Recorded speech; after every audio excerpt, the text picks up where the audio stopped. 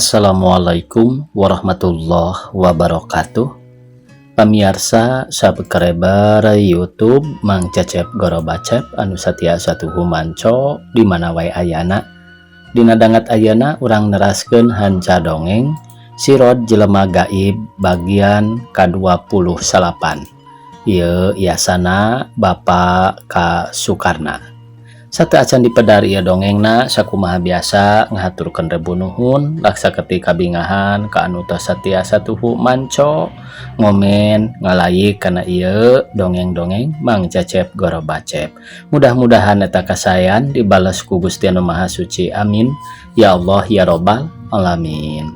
Sumangga supados teu nyangkolong teuing kana waktos wilujeng ngadangukeun.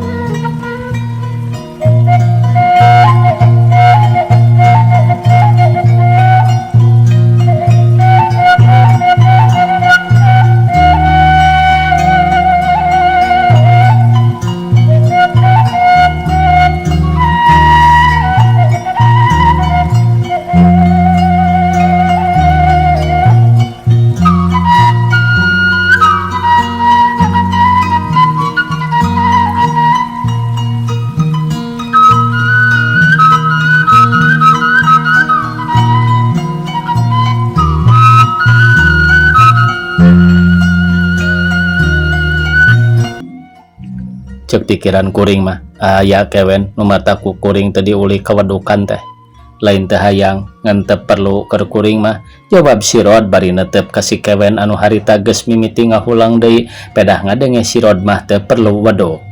Naon nu leuwih luhur tibatan wuduk teh Sirod? Sameme Sirod nembalan ret ngareret ka Bah Jamil ret deui neuleuh si Tihul geus kitu kakarang ngomong nanya heula ka Bah Jamil. Kumaha Abah? Jawab atanapi ulah. Sirod bari netep ka Abah Jamil. Terangkeun bae Sirod, sabab lain si kewen bae anu perlu ngartieun teh.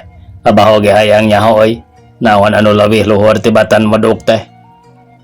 Tah kewen, sur Abah oge kitu nya, sanes kang kewen bae anu hayang terang teh. Abah Jamil oge hoyongeun terang, ayeuna kuring rek nerangkeun. Naon sababna kuring teu ngulik eta pangarti? Sababna ku kuring geus kaharti sarta karasa.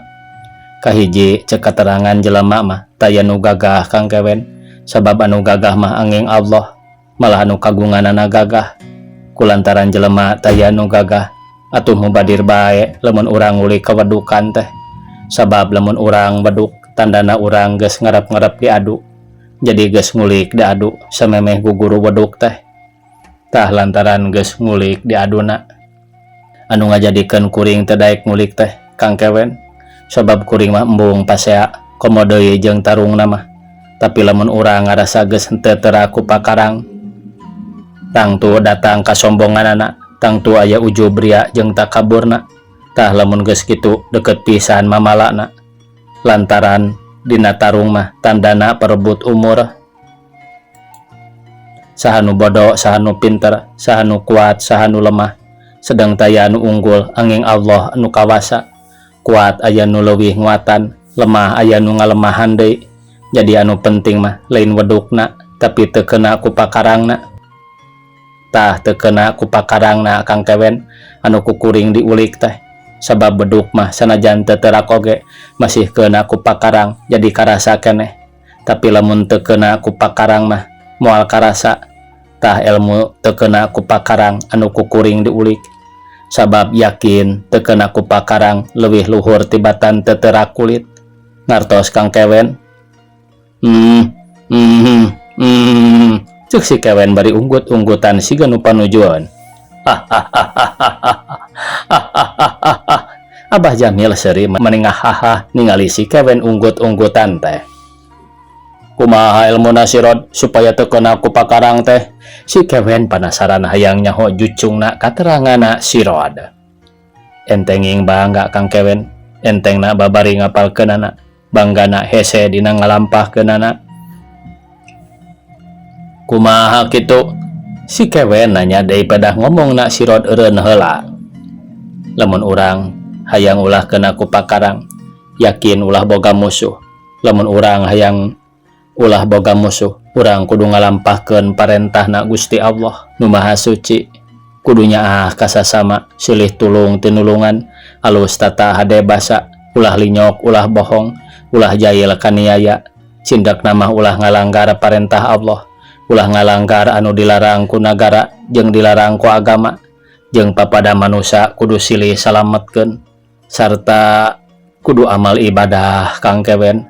Tah lamun urang bisa ngalampahkeun kitu, insya Allah moal kena ku pakarang sarta bismillah oge mati.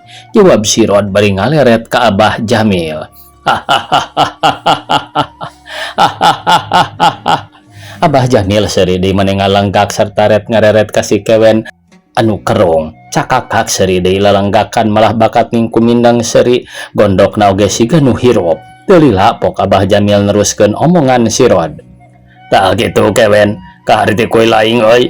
Abah Jamil bari seuri duka teuing kumaha da jol-jol resep bae Abah Jamil mah kana katerangan-katerangan ti si Rod teh, sabab kumanehna kahartieun pisan jeung manehna ngabenerkeun. Teu ngarti kuring mah Abah, nya hayang teu keuna ku pakarang lain ku kalimah sarta terus dipuasaan. Ieu mah bet ku dongeng geuning. Lieur abi mah. Balat aing mah boga murid teh lah. Yo Kewen, ayeuna mah montong ngawiridkeun kalimah saban peuting pikeun gelut capek. Gelutna oge capek deui, mending ngajalankeun nu 5 waktu deuleu. Dengan sakedong jeung lain keur gelut tapi ibadah ka Allah anu ngabogaan ilaing jeung ngabogaan dewek, ngarti? Teu kaharti bah. Si Kewen dada nyereng sabab karasana kumanehna guruna bet mangmenangkeun musuhna lain mangmenangkeun manehna. Teu kaharti kumaha euy?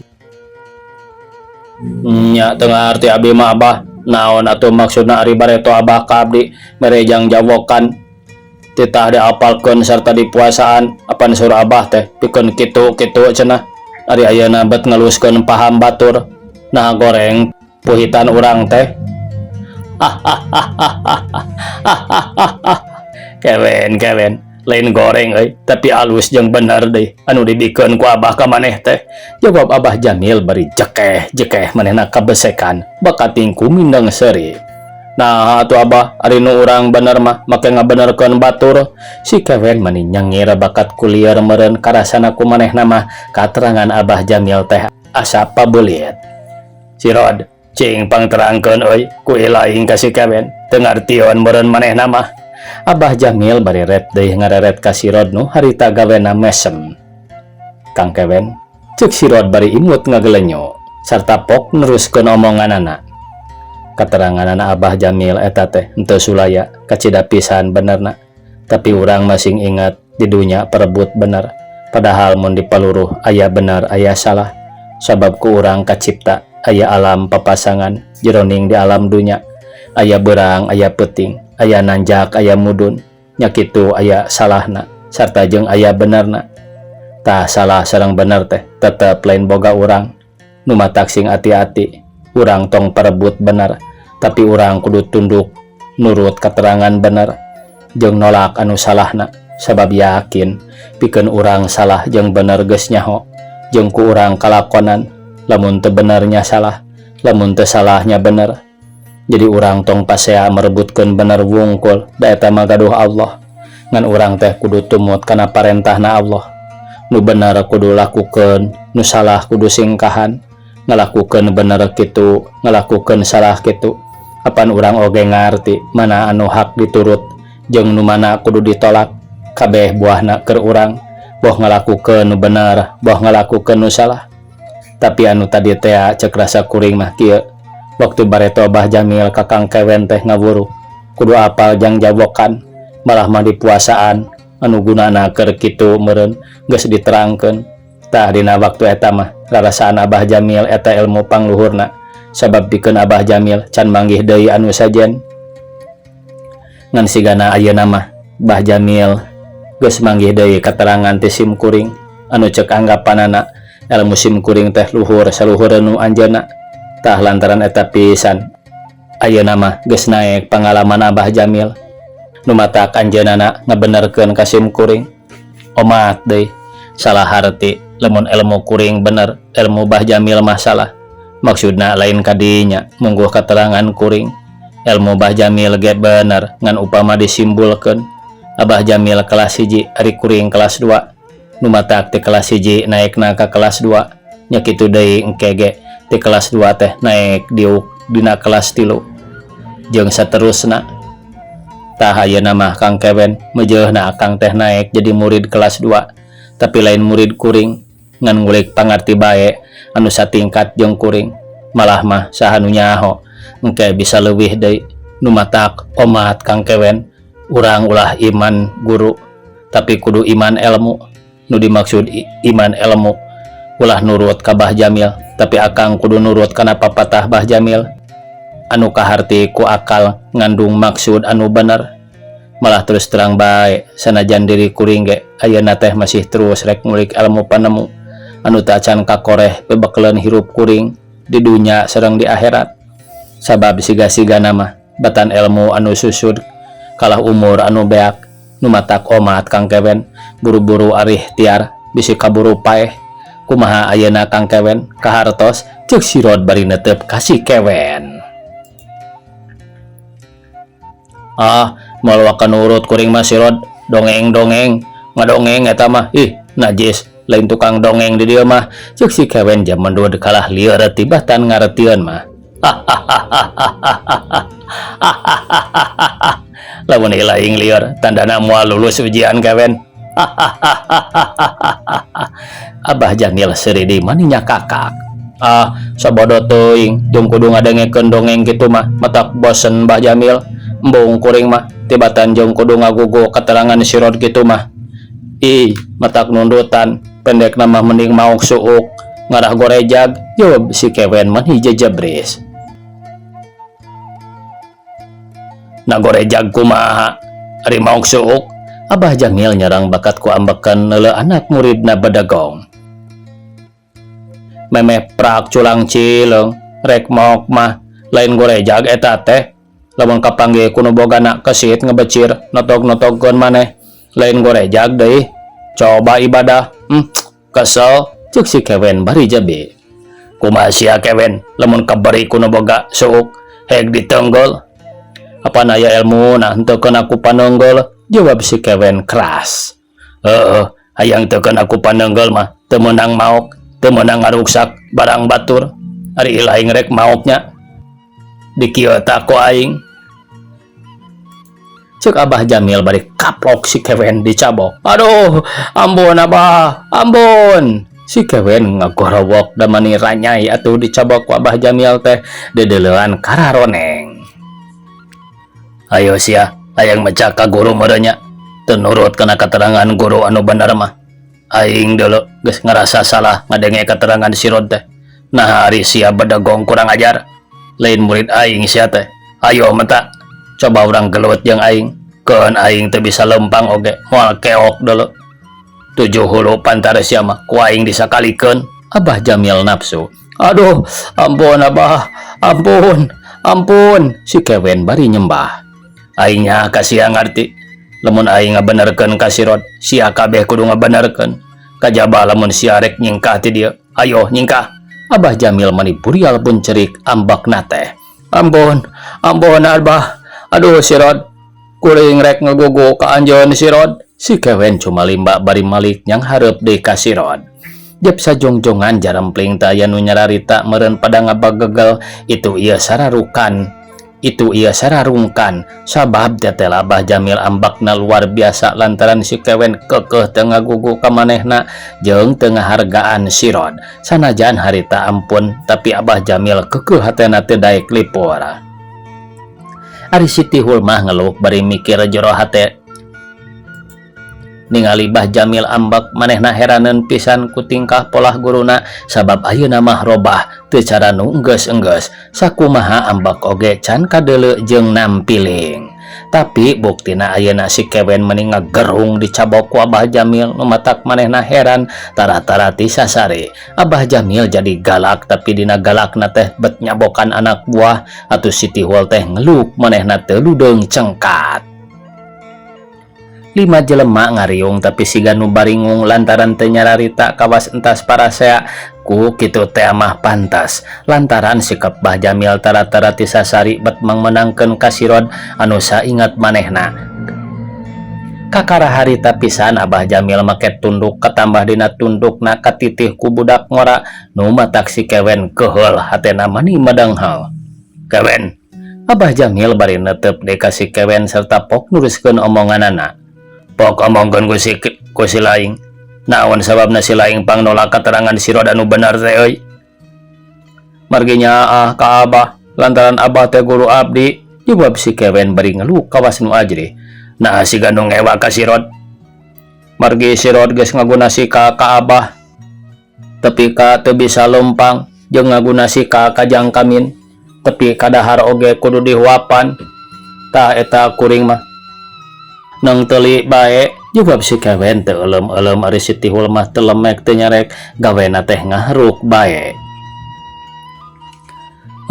Kitu euy. Ilaing mah atas sasar Kewen.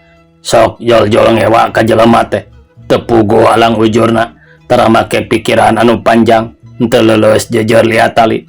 Nah maneh teu ingat waktu balik teh ondangan nyukuran anaknya Epon aya saha nu digujrudkeun ku batur teh? Ingat atawa henteu? Kantenan bae emut mah Abah aya Sirod cenah harita teh tapi Sirod dina riungan teu katingali. Tah eta Kewen nu matak ayeuna anu perlu teh urang kudu nyaho soal eta lamun urang hayang nyaho nya kudu nanyakeun ka Sirod. Abah Jamil bariret manehna ngareret ka Sirod pok nuruskeun omonganana. Sirod, cing Abah bere bejanya waktu Abah mere ngaran ka budak Sirod ari balikna kabeh aya nu nempo Sirod keur lempang ari digarwan terus ngaleungit eta teh Sirod atawa saha? Laras eta teh Abah. Jawab Sirod mani olohok da kakara ngadenge harita dongeng kitu mah. Nya malah kabeh nu keur baralik teh lalumpatan balik deui ka Kidasuki atuh Abah oge anu harita kaperengan keur balik mani kadupak. Ari ditanyakeun ku Abah pangna maranehna kitu jawabanana teh nyaeta ningali Sirod ari digeruan bet ngaleungit cenah atuh teug maranehna nyangka jurig. Atuh kapaksa Abah teh nya kadupak nya kudu nganturkeun sagala rupa. Tapi Abah teu nanaon harita mah Sirod nya ngabejaan bae ka sadarea yen lamun papanggih jeung Nyi Epon eta papanggihan teh ulah diterangkeun bisi kumaha onam nu mata kabeh oge teu aya anu nyahon. Abah Jamil bari terus manehna netep hayangeun geura nyahon jawabanana ti Jang Sirod. Abah, abdi henteu ingkah balilahan tingawitan mios ti dieu kapungkur teh teu acan dongkap deui ka dieu iwal ti ayeuna mah. Jawab Sirod terus terang. Benar eta teh Sirod? Abah Jamil panasaran sok sieun Sirod ngabohong. Leres Abah, abdi moal ngabohong ka sepuh anu sawajibna ku abdi dipunjung-punjung. Tak dengekeun ku ilaing Kewen. Ceuk Abah Jamil bari ngareret ka si Kewen terus manehna neruskeun deui omonganana. Jadi terumasa ka dieu Jang Sirod teh ari waktu gelut jeung Abah saha henteu nginjem panon Abah teh ari dideleuan waktu harita mah tetep bae Sirod. Mangga bae bade nuduh kitu mah Bah. Ngan terus terang abdi teh henteu ka dieu ti kapungkur oge aya di pasantren Bah. Nah aya tara ka dieu geuning boga anak. Ceuk Abah Jamil nyelok. Sanes budak abdi Abah. Sirod ngalimba. Hah? Lain anak Sirod? Anak saha atuh eta teh? Abah Jamil mani ngarenjag bakat kurewas malah sararea oge ngararanjuk. Duka teuing Bah, ngan anu sidik mah waktu kapungkur abdi mioos ti dieu teh teu sare sagebrug sareng pun bojo. Sareng kaperengan harita pun bojo teh udur sasih. Ari abdi nyaba teh ampleng-amplengan ampir nincak 4 taun. Nah ari jol dongkap ka dieu bet nyampak budak. Nalangsa Abah abdi teh. Sanes abdi alim ngaku ka eta budak. Tapi abdi moal ngaku anak da puguh sanes anak abdi. Jawab Sirod nyaritana dumareda sarta ngembeng ku Cipanon. Eta sugan Sirod anak saha? Piraku Nyi Epon teu mere beja onaman. Anak saha cenah? Numawi Abah. Sanyanya nama pangabdi dongkap ka dieu oge hayang naroskeun ka Abah. Saurna ari sepuh mah legok tapak genteng kadek. Seueur pangalamanana Cing kumaha emutan Abah. Nya eta Sirod anu perlu didengekeun teh kateranganana Nyi Epon. Anak saha anu sabenerna ari lain anak Sirod mah. Numawi Abah, diteren-teren teh keukeuh bae cenah anak abdi. Malah dongkapna abdi ka dieu teh. Waktos manehna dipaksa pirusa ku Jang Kamin cenah. Sarta waktos Abah ngajak tarung ka abdi, tah ti harita teh abdi teu acan ka dieu Abah, malah abdi henteu terang sakedik oge. Bujang-bujang sareng gelutna ngupingkeunana oge nembe ayeuna, ceuk Sirod bari netep ka Abah Jamil anu ngerutkeun halisna siga keur mikir. Jadi harita meureun nya Sirod mondok teh, Abah Jamil bari ngarenghap narik napasna panjang pisan. Leres Abah surupun bojo mah, nya harita abdi ngaganggu dirina, padahal abdi mah teu terang-terang. Numawi cing Abah abdi wartosan, tetela harita teh diri abdi. Nya Sirod, duka teuing lamun Abah kausap setan mah, ari dedeleuan mah tetela Sirod anu harita gelut jeung Abah teh. Malah tepi ka kieu ye suku Abah pae sabeula. Sarta leungeunna si Kamin komper lilana geus 4 tahun meureun tepi ka ayeuna mah. Abah, abdi sanaos dongkap ka dieu teu acan sare sagebrug deui sareng Nyi Epon teh. Ari nu jadi sababna mah nya soal budak bae.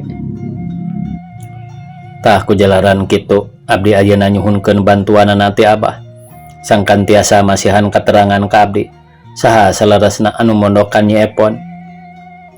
Sirod, ayeuna Abah ngarti euy, sanajan Abah bodoh tapi nyaho seetik-etikeun mah lantaran ku kalakuan anak eta makhluk. Abah kakara saumur nyunyuhun hulu tepikeun ka gelut ripuh. Abah kakara saumur tepikeun neuleuh anak kukur diusap leungeunna komper. Tah Abah percaya yen eta makhluk teh lain Sirod, tapi anu ngajirim siga Sirod.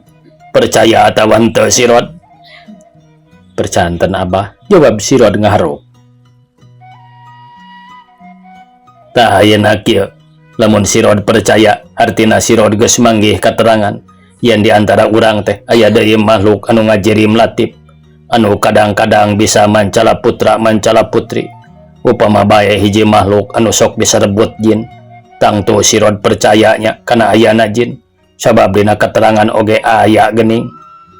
Jadi pikeun urang mah, keun bae nu geus manggeus bae Sirod, anggap bae kabeh papastena pangeran nu teu beunang di halangan.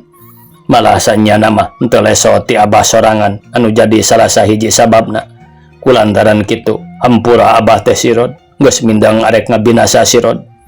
Tapi saban-saban Abah rek ngabinasa, tetep Sirod sok ngadadak jadi loba pangartina.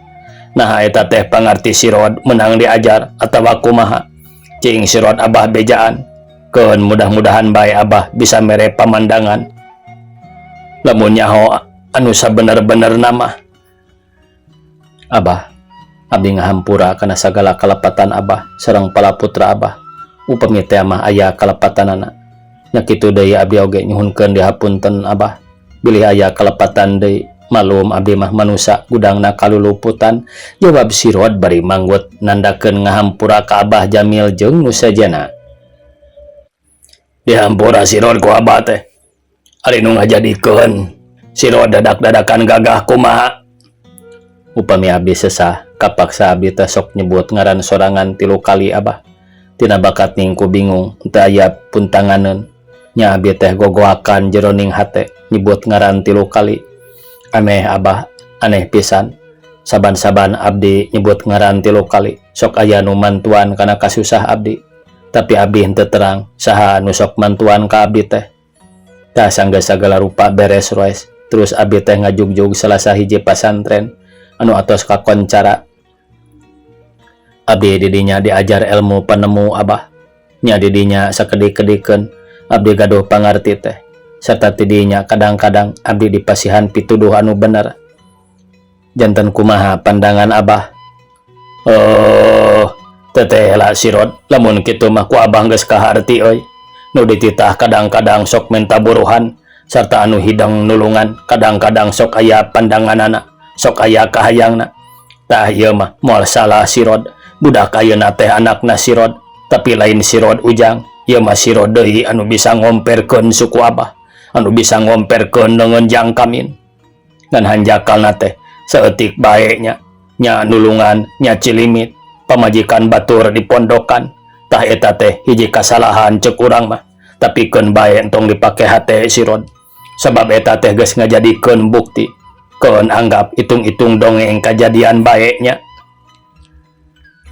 tapi anu kacidana langsana mah iya suku abah jeung leungeunna anak abah anu susah diubaranana diibun mah diibun ih batan cager mah kalah rek nambahan kana anggota badan nu sejen boh panas tiris teh boh lieur teh tah kulantaran kitu ayeuna sakalian bae abah rek minta tulung kumaha sirod daek nulungan ka abah euy abah nah abah teu kersa ngajawab panaros abdi apaan tadi geus dibere pandangan ku abah teh sirod anu disambat ku sirod teh sanya nama hiji makhluk tapi eta makhluk teh cilimit nya nulung nya menta buruh lamun dijelema teh mah ari mentana henteu bebeja sarta maksa mirusak ku jalan nipu modern sebab geuning abah oge dedeleuan mah sirod bae ari buktina ayeuna sirod teu ngaku aheng alam dunya teh nya sirod coba bae ku urang pikir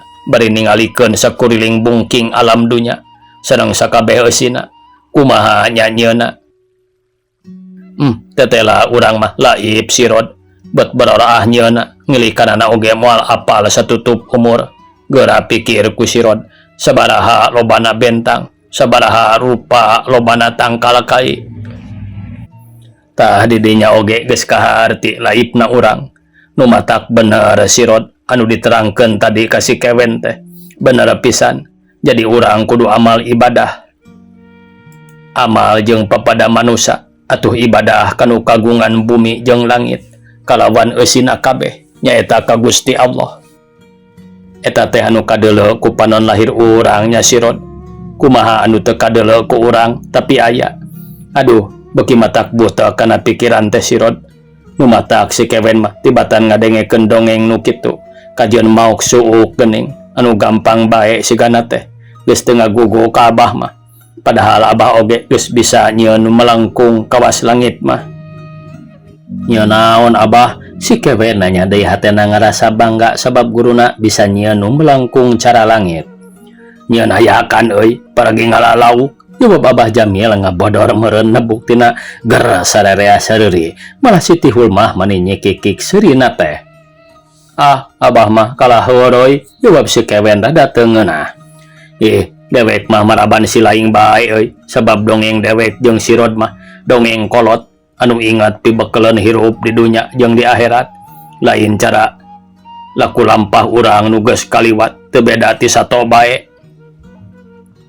kumaha engke di akhirat lamun urang jadi sato jeung lain taresep ilaing mah kana dongeng sirod teh lain lieur kewen sumuhun abah lieur-lieur oge ari ngadengekeun mah teu nanaon ngan ulah jeung ngaheureyan bae atuh da abdi teh sanes budak jawab si kewen kawas nu handeueul pisan syukur atuh ari ngadengekeun mah kewen hayu ayeuna mah urang babarengan nyar deui ilmu panemu anu aya mangpaatna keur di dunya jeung di akhirat sabab ilmu panemu anu ti heula mah urang teh salah ngagunakeunana euy lain goreng ilmuna tapi goreng kadut urangna nu matak henteu mental geuning kitu salah kieu salah anak dewek anu komperna si laing anu ngahuapanana lain cilaka sadarea tah hari kitu sabab pangarti teh dipake nganyeri tadi ku abdi ka kuping abah geuning makhluk teh aya nu katinggal sareng henteu katinggal tapi yakin ayana anu teu katinggal teh abah si kewen kapaksa bae nanya deui sakaingat yakin ayana teh kewen seperti angin oge kaasup makhluk euy tah geuning kaluar asup tina irung ilaing tapi teu kadeuleu nya nu matak sing percaya da loba bukti jawab abah Jamil ka cida bungaheunana teh lantaran si kewen daek talete ari eta jin aya deui abah tangtu bae aya mah jawab abah Jamil ayem pisan nyaritana teh sabab ceuk anggapanana si kewen teh geus sadar ayeuna mah padahal si kewen nyarita kitu teh lain sadar ngan hayang males ngocok ka guruna pedah tadi kateunggeul ku nyieun ayakan teh jadi lamun kitu mah abah teh tos terang pangintenya Suga kumaha abah rupana jin teh. Cuk si Kevin bari nyekikik sering ngarasa puas meureun sabab lamun Abah Jamil ayeuna ngajawabna teu bener kumanehna rek diheureyan. Kitu pamikirna si Kevin mah.